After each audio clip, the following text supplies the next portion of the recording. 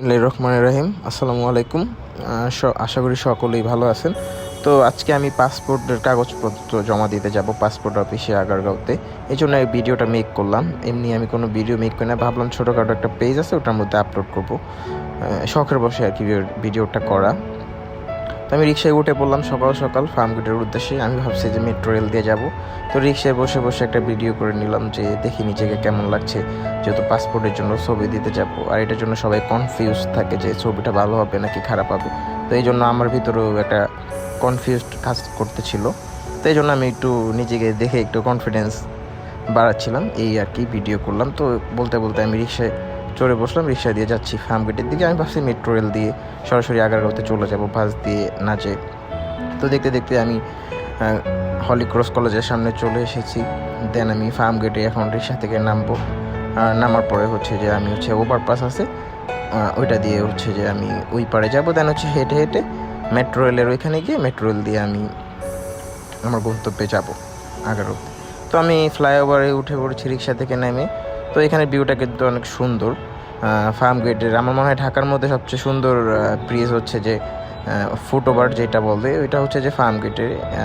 এরকম আমি আর কোথাও দেখিনি। তো ভিউটা অনেক ভালো লাগতেছিল, এই জন্য ভিডিও করে নিলাম যে সবার সাথে শেয়ার করবো। হ্যাঁ, ভিডিওটা কিন্তু অনেক ভালো লাগছিল, তো তার জন্য ভিডিওটা নিলাম। তো আমি ভিডিও করে আবার সামনের দিকে যাই। তো আমি তেজগাঁ কলেজের সামনে চলে আসি। তেজগাঁ কলেজের সামনে চলে আসার পরে দেখতে পেলাম যে একটা ট্রেন যাচ্ছে উপর দিয়ে। তো ওইটার একটু হালকাতে ভিডিও করে নিলাম, ভিউটা সহ অনেক ভালো লাগতেছিলো। তো আমি উঠে পড়লাম যে মেট্রো রেলের উপরের দিকে। তো এই যে ইয়াটা আছে, পাঁচটা আছে ওভারপাসটা, এটা আমার কাছে সব থেকে সুন্দর এবং ভালো লাগে। মনে হয় সবচেয়ে এক্সপেন্সিভ হচ্ছে ঢাকার মধ্যে মেট্রো রেলের কষ্ট গেছে এই স্টেশনটাতে, কারণ এটা অনেক এক্সপেন্সিভ আমার কাছে মনে হয়েছে।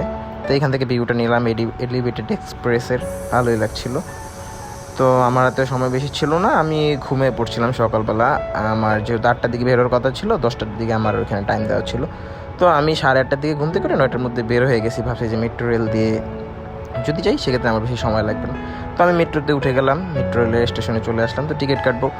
তো এখানে আমি ক্যাশ টিকিট কেটেছি, ওইখান থেকে কাটি নেই, কারণ ওইখানে অনেক সময় জ্যাম থাকে। কিন্তু আজকে জ্যাম ছিল না, মানুষের সকাল সকাল ছিল, তো এই জন্য আমি টিকিট নিয়ে নিয়েছি। তো টিকিট আমি পাস করে ভিতরে চলে গেলাম। উপরে যেয়ে দেখি একটা ট্রেন আসছে, তো ওইটা ভিডিও করে নিলাম। এটা অপরচুনিটি মতিঝিলের দিকে আর কি যাচ্ছিল। তো ভালোই লাগছিল, তেমন লোক ছিল না। আমি ভাবছি যে সকাল সকাল হয়তো অফিসিয়াল টাইম হয়ে গেছে 9টা, তো এখন এখানে জ্যাম হবে, মানুষের অনেক ভিড় হবে, কিন্তু মানুষ দেখতে পেলাম না খুব একটা। তাই নিজে নিজে একটু ভিডিও করলাম, দেখলাম, হাঁটলাম, বসলাম। এখানে 6 মিনিট পর পর ট্রেন আসে। তো আমি ভাবছি যে ঠিক আছে, আমাদের ট্রেনটা চলে আসছে। তো আমি ভাবলাম যে একটা ভিডিও করি, আমার এক্সপিরিয়েন্সটা একটু শেয়ার করি। তো মূলত ভিডিওটার উদ্দেশ্য হচ্ছে যে যারা নতুন পাসপোর্ট করে কনফিউশন থাকে যে কী কী কাগজপাতি বা কী কী ডকুমেন্টস নিতে হয়। তো বলতে বলতে ট্রেনের দরজা খুলে গেলাম, আমি ভিতরে গেলাম, যে দেখলাম যে নর্মাল আছে, ওরকম কোনো মানুষের চাপ নেই সকাল সকাল।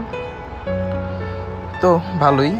তো যাচ্ছিলাম, তো আমার কাছে এই ভিউটা অনেক সুন্দর লাগছে, অনেক কড়া লাগছে, যেটা বলার মতো ছিল না। গ্রিনের উপর থেকে সুন্দর সংসদ ভবন দেখা যায়। ভিডিওটা ওভারঅল বলতে গেলে অনেক ভালো লাগছে ভিউটা। হ্যাঁ, মেট্রো রেলের এই ভিউটাই অনেক ভালো লাগে। সংসদ ভবনের পুরো এরিয়াটা কাভার করছি ভিডিওর মাধ্যমে। হ্যাঁ, মেট্রো রেলে আমাদের জীবনযাত্রার মানটা একটু চেঞ্জ করে দিয়েছে। যেখানে অনেক বেশি সময় লাগতো ওইখানে অনেক কম সময় লাগে এখন। তো বলতে বলতে আমি চলে আসছি হচ্ছে যে আগারগাঁওতে, নেমে পড়লাম। আমার গন্তব্য যত তাড়াতাড়ি সম্ভব আমি পাসপোর্ট অফিসে যাব, যে আমার কাগজপত্রগুলো দিয়ে দেন হচ্ছে আমি যত তাড়াতাড়ি সম্ভব, আমি কোনো দালাল ছাড়াই হচ্ছে যে পাসপোর্ট নিজে নিজে অনলাইনে পাসপোর্ট অ্যাপ্লাই করার চেষ্টা করছি। তো আমি ভাবলাম যে এই ভিডিওটার মাধ্যমে আমি শেয়ার করি যে দালাল ছাড়া কি পাসপোর্ট করা যায় নাকি, কোনো প্রবলেম হয় নাকি। তো দালাল ছাড়া যেহেতু আমি করিনি, তো সেই জন্য আমি সকাল সকাল বের হয়ে একবারে আগারগাঁওতে চলে আসছি। এখন পাসপোর্ট অফিসে যে লাইনে দাঁড়াবো, হয়তো মানুষ কিছু থাকতে পারে, নাও থাকতে পারে, ওইটা আমি জানি না। থাকলেও সমস্যা নেই, বেশ সকালবেলা বেশি সময় লাগে। তো আমি হাঁটতেছিলাম তো সামনের দিকে, তো পাসপোর্ট অফিসে যাওয়ার জন্য। তো আমি পাসপোর্ট অফিসের সামনে চলে আসছি।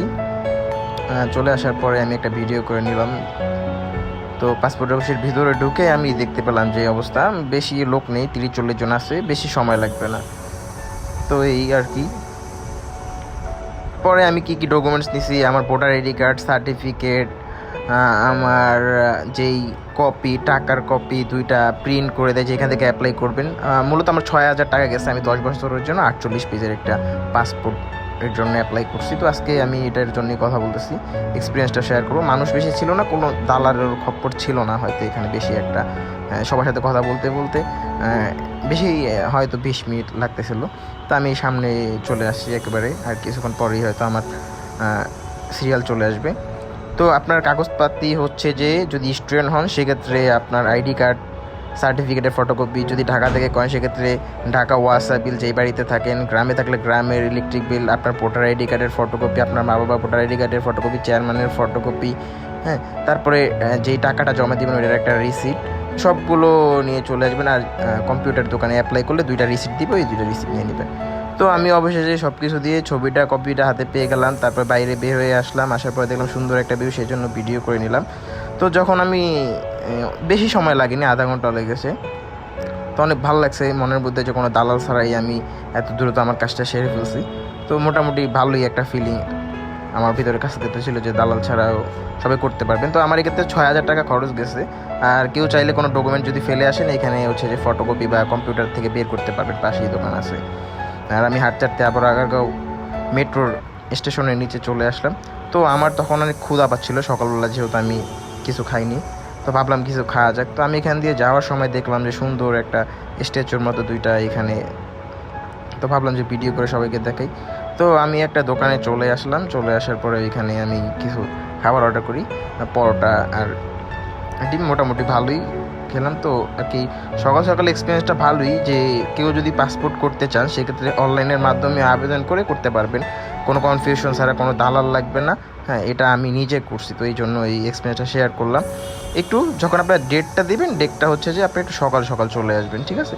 কেউ হচ্ছে যে দালালের মাধ্যমে টাকা দিয়ে প্রতারিত বা ঘুরবেন না, ঠিক আছে? অযথাই টাকা নষ্ট না করার জন্যই অনুরোধ করা রইল, ঠিক আছে? ধন্যবাদ সবাইকে।